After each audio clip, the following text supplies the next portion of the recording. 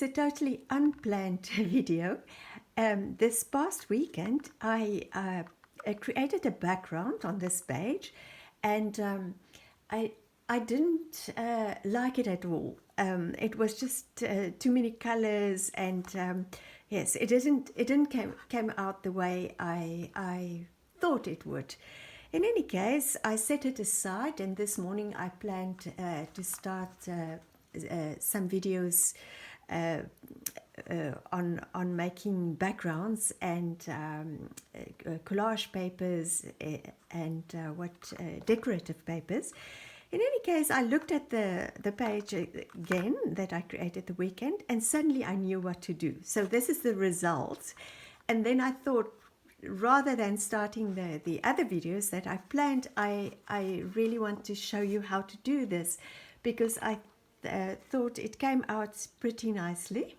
I really like the way it came out. So I'm first of all going to show you what you will need. I used some Crayons paper. It's in English it's mixed media paper, 200 grams.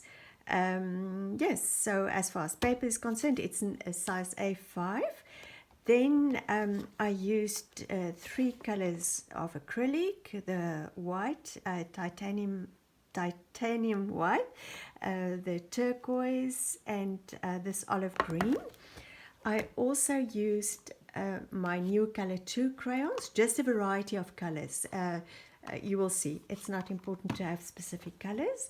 I used this stencil, which is from the stencil set by Deco Stencils, or Craft Sensations, that I bought here in France at a shop called Action, donc Action in English. And what else? Oh yes, and I used some handmade stamps that I just created myself. So that's all that you will need. And now I'll see you in the next clip for the first step. So the first step consists of just drawing some circles and coloring them. I'm drawing it with a Neocolor 2 water-soluble crayons, and all I'm doing is wherever my imagination takes me, just draw circles wherever you want to draw them. The size doesn't matter, and also where you position them doesn't matter.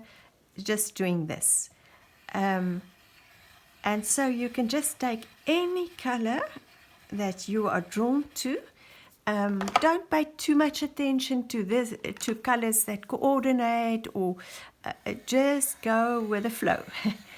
Just where you feel you want to put the circle. So I'm not planning at all. Maybe I'll do another one of these, maybe over here. So I will continue doing this, and then when you fill the whole page with circles like that, and then I'll show you the next step. So I'm going to leave you now, and I'll come back when I've done all the circles. So I'm back, and here you can see my circles. They're very loose circles, and it's very relaxing doing that. I always listen to music when I do something like this. And yes, one forgets everything that's going on around in the outside world, and it's yes, as I said, it's truly relaxing. So now I'm just going to mix the colors with this brush with a reservoir, and all I do is I start anywhere, and I just wet the circle, and that obviously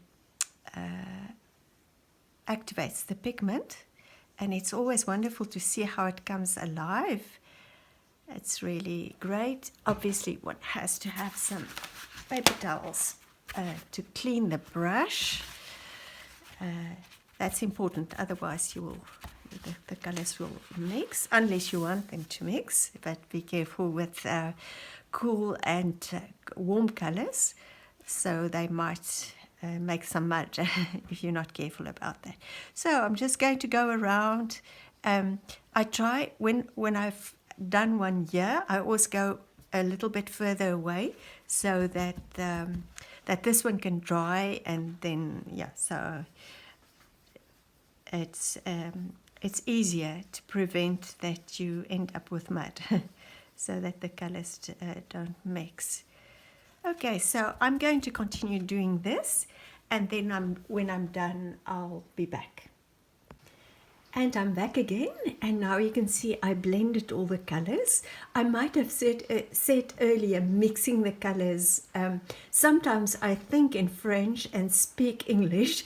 So in French, this is mélanger, and which you can translate in English as mixed. So that's why I said mixed, but I meant blending the colors. And this is dry, and now the next step is to take a stencil. I'm going to use this one, and yes, and just I think I'm going to do it in the middle, and then I will use my stamps, the stamps that I showed you earlier. I will use them to cover these areas as well, to add some texture. So I'm just going to take a makeup sponge. I've already put my colors here on my crafting mat, and I'm just going to mix them a little bit. Just taking a little bit of paint and a little bit of white, and trying to get the color that I have in mind. So I'm going to move a little bit there, maybe a little bit more white, and then I want it to be more green, so I'll do this, and you'll see I'll dab into the other colors as well, not just the color that I'm mixing now. I might add a little bit of the other colors. It's always interesting to not have just one color when you stencil, in this way anyway. in any case.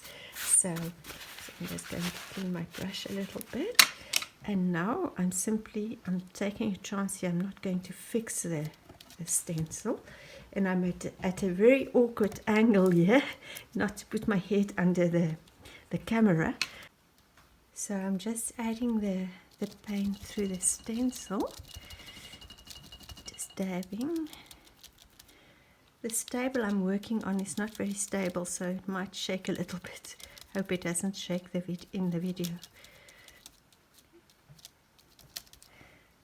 Okay, so I'm going to do that. When I'm finished, I'll show you what it looks like. So see you in a moment. And I'm back again. Now you can see it added really a nice texture to the background. In the next step, I'm just going to take a brush and just take some paint, the leftover paint on my palette here, or my crafting mat, and I'm just painting onto the stamp, and then I'm going to stamp in the areas where I didn't stencil. So I'm just going to put paper underneath. So I'm just going to stamp any which way. This is just to add a little bit more texture in the areas where I didn't stencil. One can't see it very clearly, so I would probably go again, maybe take a green color, which might come out better. Doesn't matter if I stamp twice in the same area.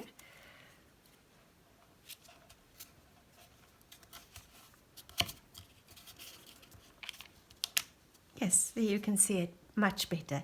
So that's what I'll be doing. I'm going to go here and also at the top here, and I'll be back.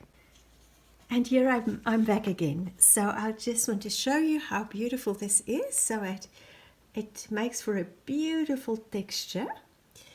And now before I show you the next step, you can see I have a lot of paint left over on my palette here. So, and I never waste paint. So what I'm going to do is I'm going to use my Dinah Wakley journal and just use this paint, apply it with a baby wipe. And that would be the beginning of another art journal page. So I'm just going to go like this and just rub it. It's already a little bit dry, but it doesn't matter. This could be the beginning of a lovely background for another art journal page. So I hope I'm not shaking the video. This table I'm working on is not very stable, as I said earlier as well. So let's go like this. Still a little bit left.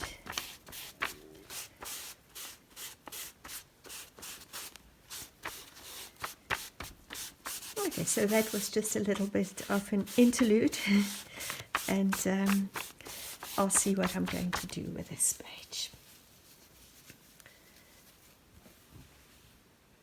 And now for the last step, I'm simply, excuse me, I'm simply going to put the paint here on my craft mat. Oops, this is almost empty, like this. And I'm going to spread it with my finger, like this. Oh, I hope it's going to work. There's some little particles in there. So let's hope it works. Just rub my finger. And now I'm simply going to do this, put the stamp in the paint. It's a bit much, so I'll just spread it. Yeah, and then just I'm just having fun. For me, this was the magical part. I was so surprised at how beautiful it came out. How beautifully it came out. So I'm just going to put a paper underneath, and then just start stamping wherever your intuition tells you to go.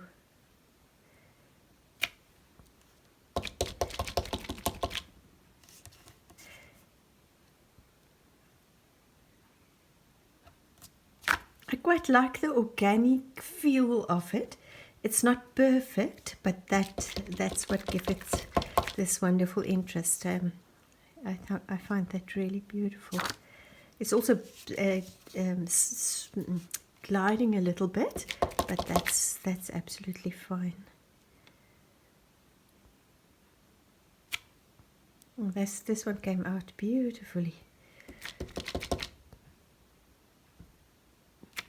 Again, I'm going to continue, and when I'm done with this, I'll show you the result.